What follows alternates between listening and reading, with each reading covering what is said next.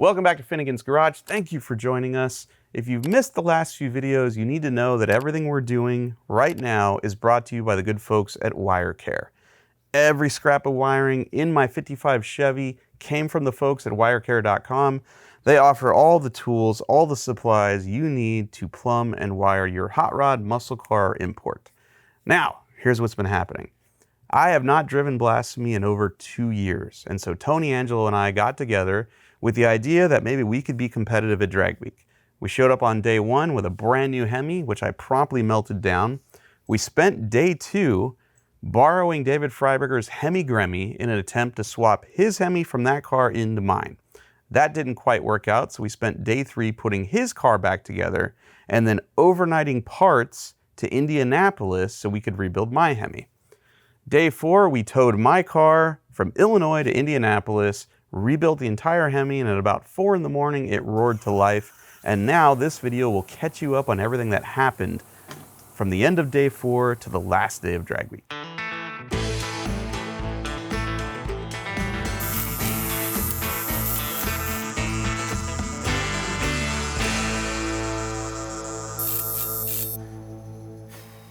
Thursday?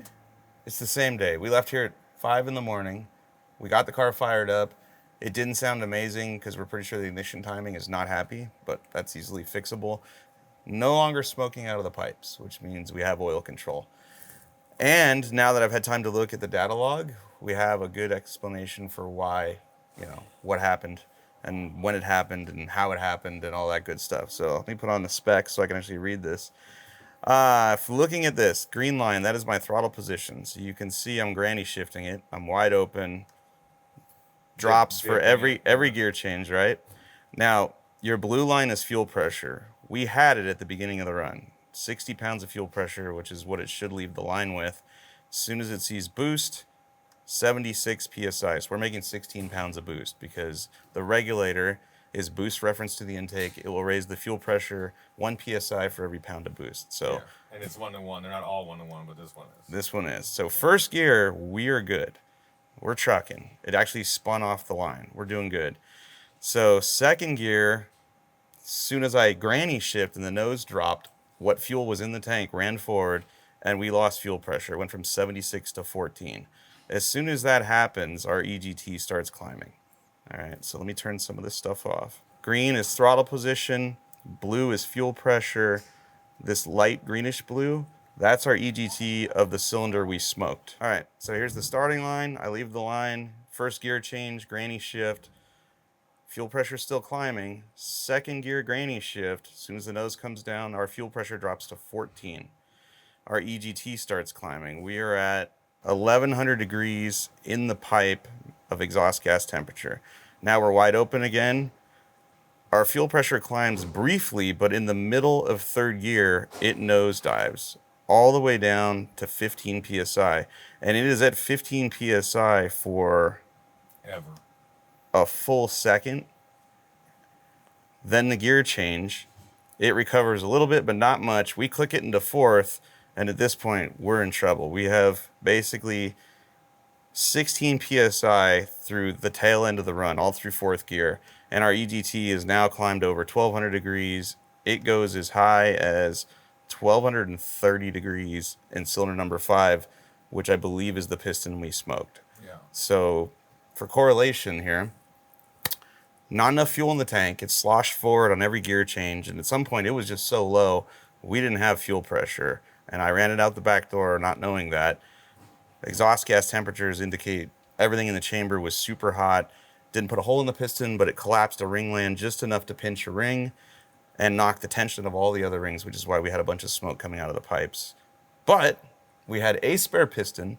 We replaced it, changed all the rings. I believe this thing is good, and as long as we put enough fuel in there, we should be cool.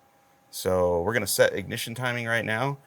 We're going to switch it over to the street tune, put the street tires on it, load it up on the ramp truck and try to make a bunch of time to catch up with the group because they're now traveling from Cordova back to Madison to Worldwide Technology Raceway, which is where we spent our first 2.5 days. we're going to try to catch up with them so we can unload the car and cruise with them at least, because that's half the fun of this for me. Yeah, I want to get some street miles on it. Racing's cool, but cruising and going to checkpoints, that's where it's really at. So we're going to try to do that today. As long as everything goes good, we should be able to make that happen. And tomorrow, if they'll let us, maybe we'll make another rip with fuel in the tank. Oh, I think, my goal is I want to see like a wheels up 8-second pass out of this thing at that damn racetrack. Yeah, which is the racetrack that I've never left with the motor intact from. Yeah. This is now the second time I've killed a Hemi at Worldwide. So At this point, if we get a bunch of street driving and can somehow meet up with the gang from Drag Week and then put down some passes, I'll be pretty stoked on this effort. I'm stoked no matter what. I mean, that thing was dead. I was going to go home and have to tell my kids I couldn't take them for a ride to school, which is what they want. And we just rebuilt it in one day. Like, that was a bare engine block with a crank in it yesterday. Oh, I remember. And we had a lot of help, and we totally appreciate it. And let's get going.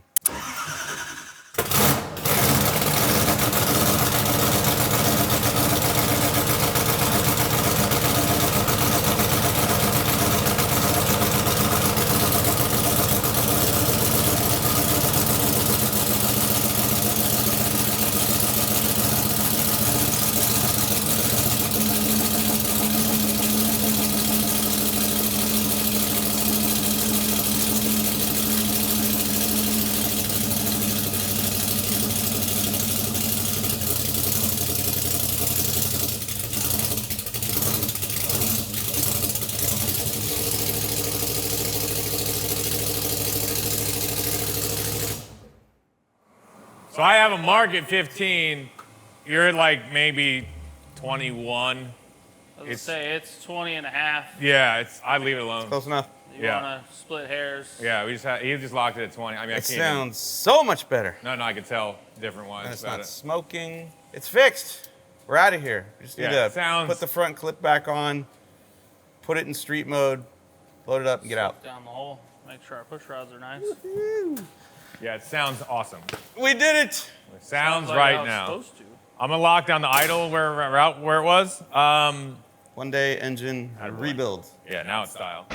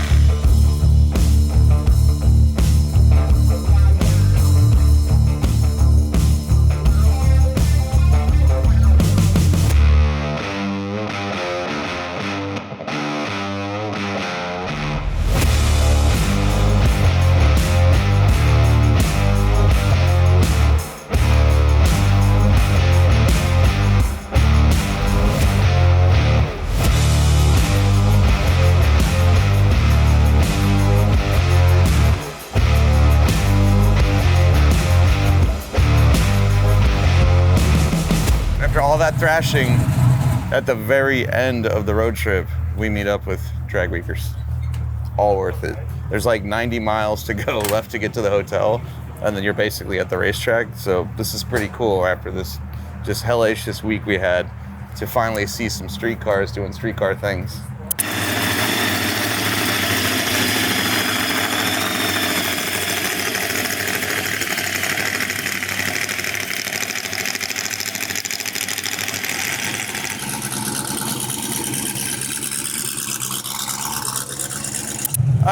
We made it. I mean, we only drove 100 feet. Yeah. That's more than we've driven all week. Well, and we're not out of competition entirely, and we made it to the very last checkpoint. But we're here, and the car runs. I'm very excited about the fact that we're finally next to other people that are doing the event. Yeah, even if we're out. I'm here for everybody. I want to be part of the journey. Yeah.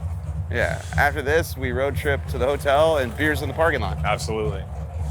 Let's Go do inside? it. Let's do it. I'd like to see this place. Motorheads. There we go. 13-1 cruising. You know what I'm saying? You could overall change the map by just check your correction on the coolant temp sensor first. 10-4. And I feel like a helicopter pilot in these things.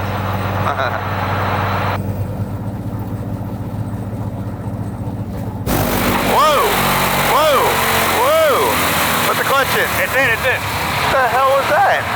I don't know, some crazy vibration. Blow a tire? Did a wheel break off?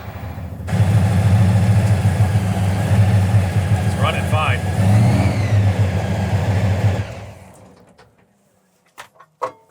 Front tire, belt, something stupid? Dude, I have no idea. That was violent. I'm stuck in here. I was cruising, 6th gear, made it, mile maybe, mile and a half, and all of a sudden, big bang, crazy shudder, put the clutch right in, motor's still running fine, smooth, but some kind of crazy chassis vibration, something broke loose. Clutch in, it was still doing it? Yeah, I had to clutch in immediately. I was just gonna sit here and say, all right, maybe 6 gears a problem, but you said the clutch was in. The second it happened, I put the clutch in. No, we were rolling like that. We were like, you know, coasting. With the clutch in? With the clutch in with And that it was- vibration. And it was still doing it? Yeah, feels like the drive shaft was breaking loose or something crazy. Like, you know, I don't know. It was a belt or something. Let me see that light. No, it's not the belt. The wheel's tight. I know what it is. What? I got a good feeling about what it is. When they were on the dyno, the gears were wrong, and my friend Eric set up a new ring and pinion, and there's probably something wrong with it. What? There's probably something I wrong don't with think the you ring got and it pinion. right. Quite right, yeah. All right, that's the ramp truck, right? What?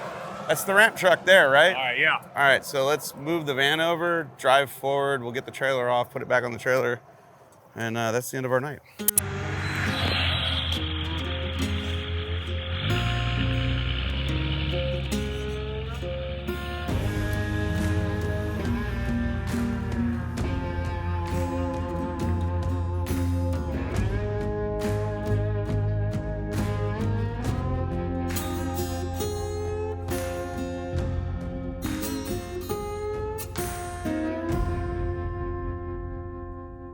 Last day of drag week. Wow. All I can say is wow. Last night, we decided to pull the car off the ramp truck because we were about 100 miles from the hotel. We ran into the drag week crowd finally, and we wanted to roll with those guys. And so we just put the street tune in it and hopped on the highway, and 2 miles later, the rear end blew up. And although we haven't ripped it apart yet, we're pretty sure the third member is no good. So we're very fortunate in that we have really, really good relationship with the folks at Quick Performance in Iowa. They built the rear end in the car. That's not their third member. That got changed last week when it was on the dyno. It's a used one. I don't know the history of it, but I think it broke.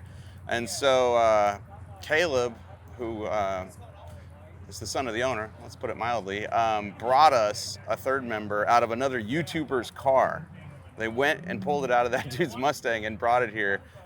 Go follow Junkyard Digs, because that's pretty sweet. That guy saw my post on the internet that I was looking for a 9-inch third member, and they ripped the one out of his car and they drove it all the way down here for us. We're gonna fix it. That's what we do. We're just gonna keep fixing it until things go our way. And even if they don't, it doesn't matter. We're not at home, we're not sitting on the couch, we're making memories. This is fun, no matter how you look at it. This is fun to me, because Tony and I don't really get to hang out unless we're going on an adventure. So no matter how this turns out, I'm enjoying it. All right, well, I was cruising down the highway, solid 1,800 RPM, and 6 guy just put it in 6th gear. And just under load, Mike was looking at the tune, checking the fuel ratio and stuff. And then all of a sudden it was like one big bang, and it was like, and it shook the whole car. And what happened was the front U-joint just came apart.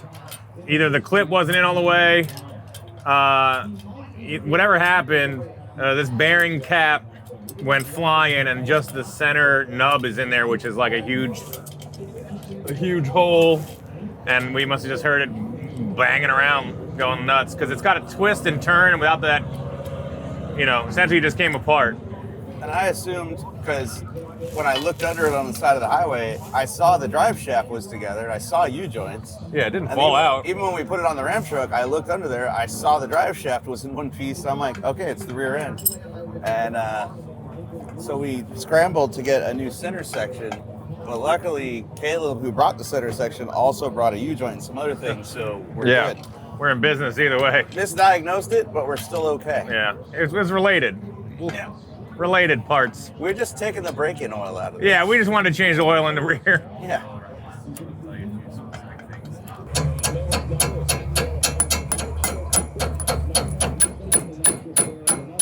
There it goes. There you go. Keep going.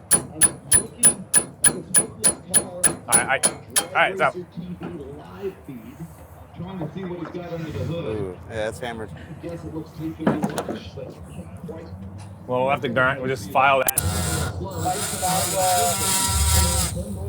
So on day one, I borrowed a fusible link from a guy with a late model Mustang. I just borrowed a cordless die grinder from a guy with a 55 Chevy. Here? Yeah, on the right side. I love this place.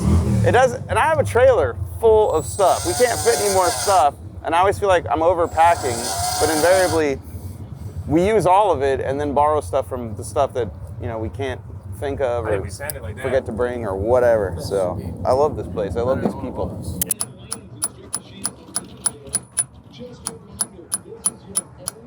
A little more. There you go. It bottomed out. That's what you want? So the rear end looks good, certainly good enough for a couple of runs. The setup is a little loose on it, but that's not the end of the world. Just that's the interface between the pinion gear and the ring gear. You hear that? Plus, we also don't know the history on this. Mike said that it was one that the dyno guy put in that he had, so. Yeah, somebody had this laying around. How many passes? And We don't even know if it's a spool or what kind of differential it's definitely that. helical in there. It is, yeah. Helical posi unit. So But we don't know how many passes are on that gear or anything. exactly. Didn't come from us. So We'll definitely get a we're gonna run it for today, but at some point probably swapping that fresh one.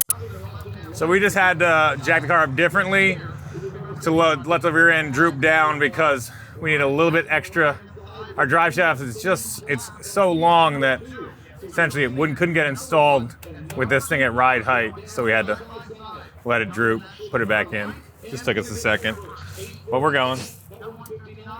Bolt this in, fill this back up with fluid, put the slicks on it, pull the street exhaust off, and we'll be very close to driving this thing down the track. Man, I'll tell you what, if it wasn't for rotten luck, I wouldn't have any. Tony and Angelo and I have broken our necks this week trying to just compete, trying to drive, trying to roll, trying to go fast at drag strips, and nothing was gonna stop us. Not pistons, not rings, not U-joints, not wheels, nothing was gonna stop us. That car is ready to go down a damn drag strip, and as soon as we get it ready to go, Mother Nature says, maybe next time. It's rained all day. It's probably hard to see right now, but it's misting right now. And regrettably, they had to call the event, even though a lot of the people here never even got to make a pass today. It's over. On the bright side, that car still runs. And I get to go home and I get to do the one thing my kids have wanted to do more than anything recently, which was drive Blasphemy to school. And I'm gonna make that happen for them, which makes me just as happy as winning drag week or going fast or anything. But more importantly, no matter what happened, Tony and I didn't sit on the couch at home. We didn't wonder what it could be like. We went out and experienced it for better, for worse, and made memories and a whole lot of new friends. And dude, that's just as cool. So we have a list of things to improve on this car. I don't know if we'll have any time to actually do it because as soon as I go home, I'm going right back to work. But we have a good base. We have potential. We know what we need to do. We will do it. One day, we will make that thing go down a track. One day soon. Yeah. We will go down a track consistently. We will have fun again at a drag and drive event, and we will be sure to take you guys with us. Thank you to Wirecare. Thank you to every single person that helped us on this journey. Mike Cotton for bringing me the wheels. David Newbern for everything he did before the event. Customs by Bigun. Harrel Engine and Dyno. Snake Enterprises. Total Seal Rings. Mickey Thompson Tires. Like everybody that just said, all right, you got this. We'll give you the things you need to do the job, but you got this. And they believed in us, and I appreciate that more than you could ever know. And thank you to my lovely wife and kids for letting me go. just long enough to suffer for 5 days. I'm coming home. Love you guys.